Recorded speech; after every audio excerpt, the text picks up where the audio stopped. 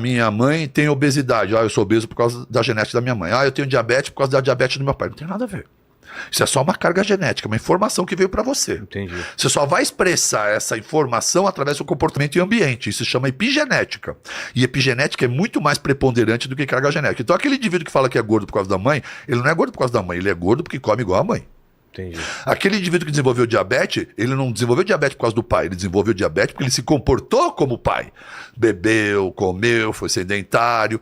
Não, aquele indivíduo que teve câncer de pulmão, ele não teve câncer de pulmão à toa, ele ficou fumando igual o pai. Então, a carga genética, eu tenho todas elas, eu garanto para você que elas estão todas coibidas. Porque eu tenho um comportamento epigenético e vivo num ambiente que não as ativa, pelo contrário, as coíbe.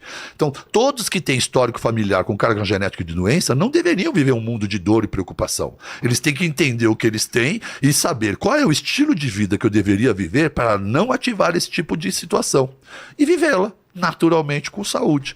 E eu posso lhe dizer, apesar de ter sido obeso na infância com mais de 120 quilos, de uma mãe bariátrica, irmãs e tias bariátricas, pai e 3 tios que eu perdi por complicações da diabetes, outras 2 tias vivas e sequeladas com diabetes, eu lhe digo hoje que eu jamais serei diabético e jamais serei obeso. Caramba!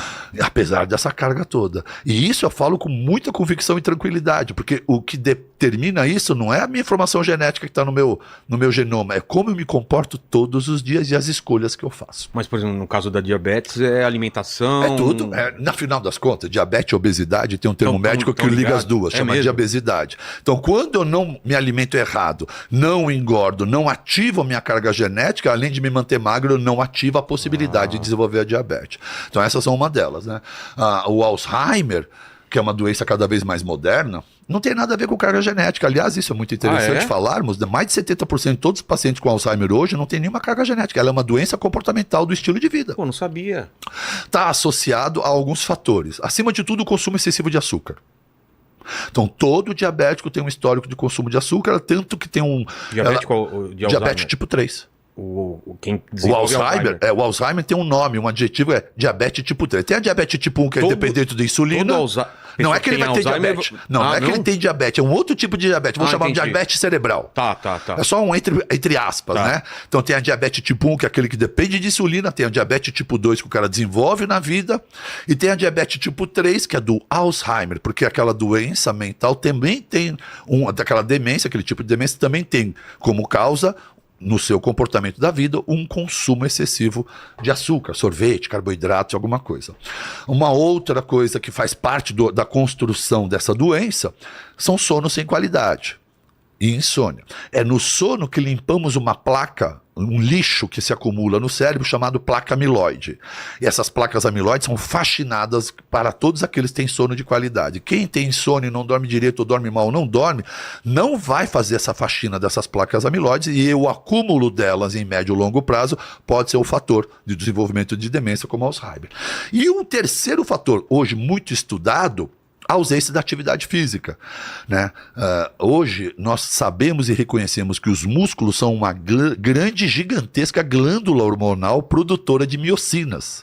E essas miocinas são centenas de miocinas, uma delas é a irisina, que está sendo muito estudada. Talvez você tenha ouvido falar da pílula do exercício, que estão fazendo uma pílula do exercício. Estão tentando copiar a irisina, que é secretada pelos músculos, que também tem uma ação anti-inflamatória, desativadora de doenças autoimune e neurológicas como Alzheimer.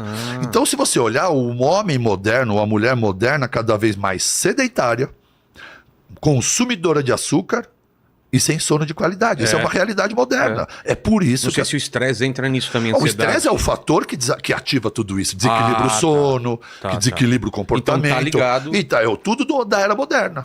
Né? As pessoas hoje, antigamente, até poucas décadas atrás, ninguém ultrapassava 10 ou 11 horas da noite. Verdade. Né? Se a gente for mais algumas décadas atrás, nem existia luz.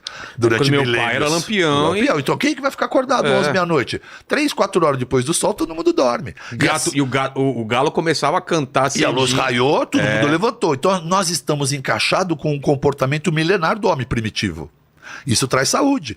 Isso é estar encaixado no ciclo circadiano, que é a relação que nós, animais e plantas, temos com o dia e com a luz. Os hormônios e neurotransmissores são secretados de acordo com o horário do dia e o horário da noite.